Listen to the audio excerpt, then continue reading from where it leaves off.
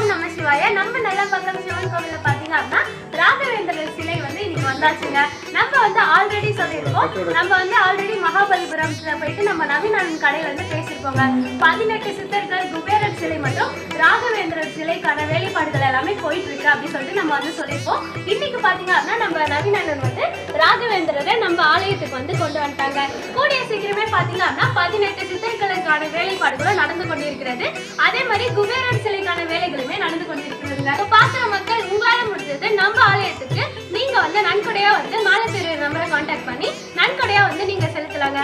நன்கொடை செலுத்த முடியாத அன்பர்கள் இந்த வீடியோவை உங்க ஃப்ரெண்ட்ஸ் அண்ட் ஃபேமிலிஸ்க்கு ஷேர் பண்ணுங்க.